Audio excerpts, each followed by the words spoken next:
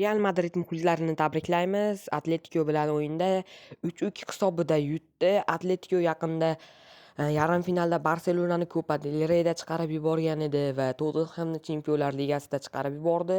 Lekin shunday kuchli komandani Real Madrid 3-2 hisobida yutdi.